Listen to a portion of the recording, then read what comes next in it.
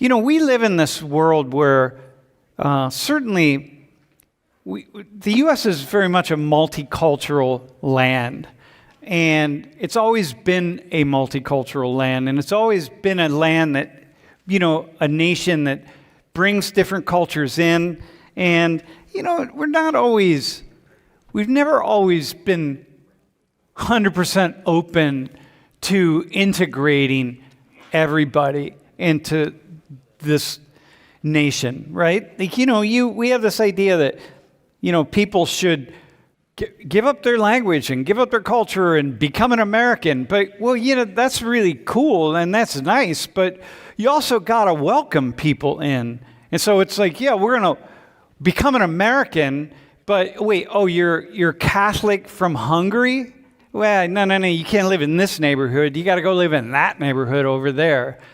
All sorts of things in that way. With Jim Crow laws and Hispanics and that affected not only black people of Americans of African ancestry, but also Hispanics and Native Americans and Asians and some white people. And so, you're Jewish. No. We don't let Jews in this country club. We don't let Jews become part of our organization. Well, then how are people, we expect people to be welcomed in and give up who they are and give up their culture and give up their language when in fact it's not entirely a welcoming place. So we set these standards for people. If you enjoy the conversation and what students have to say, please consider hitting the like button because it supports the algorithm and then more people will have the opportunity to experience the class. And if you're new to the channel and you're enjoying what you're seeing here, please consider subscribing and turn on the bell notifications so you know when we go live. We have this saying in the US, like the shoe has to be worn on both feet, so to speak. But we are very much this multicultural place where most people have an idea that, hey, it's different cultures can be a really positive thing. And, there's sort of pushback on that right now. There are a lot of folks that are, kind of questioning some of that, but mostly that's not going to last. This is a multicultural nation, and we are fundamentally going to embrace a multicultural ideology. And that's how it is. So, this multiculturalism really plays out in people's lives. So, 1 in 5 adults, grew up, was raised in a multi-faith environment, interfaith, like two people, parents of different faiths. 10% of people, of households in this nation are of mixed or multi-race. 10%, man. So there's this idea that that's a good thing. And, again, there's some people that don't think it's a good thing, but those are minority voices, man. They are always going to be drowned out by the majority voice, which is that difference is good. And that's just how it is.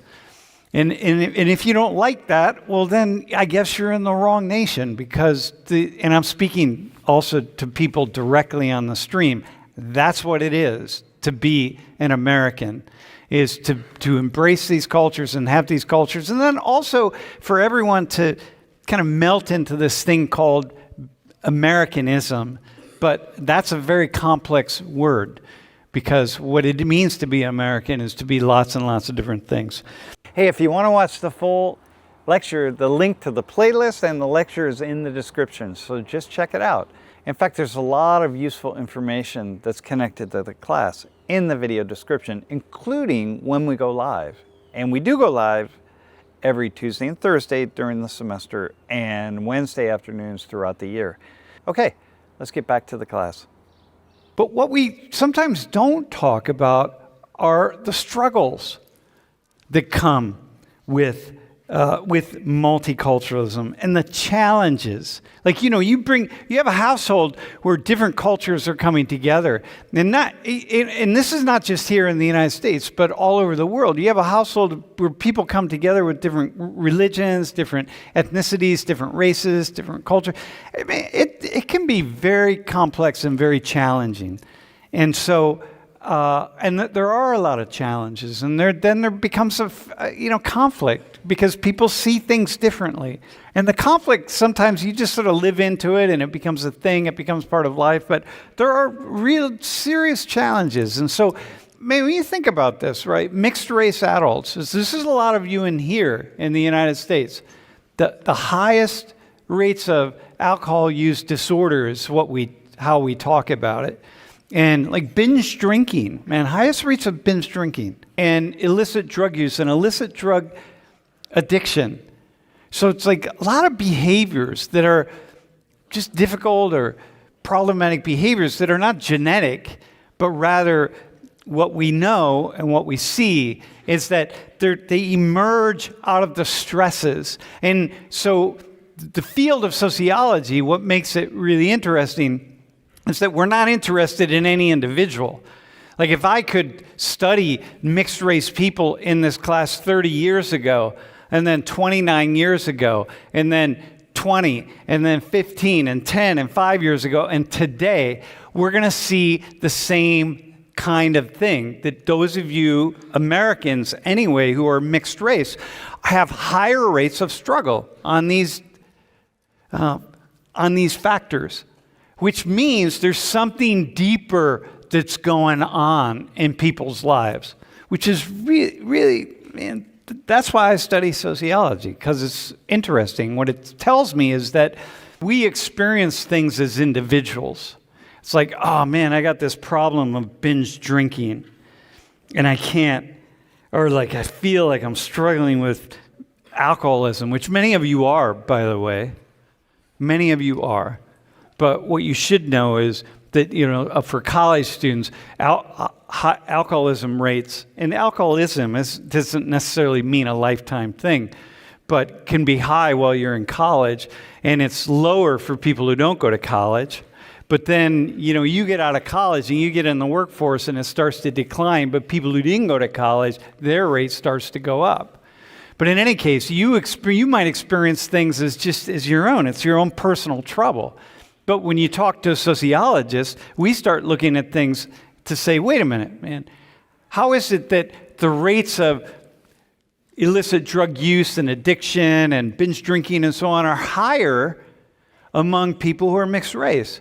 Like it means that those of you who are mixed race, you think you're as in control as everybody else in the classroom, okay? But there's something else going on, which it's that something else that's really interesting.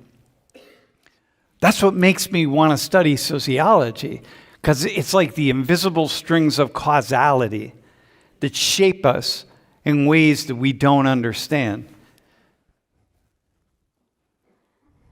By the way, that idea right there, if you get that idea, it's just game changing.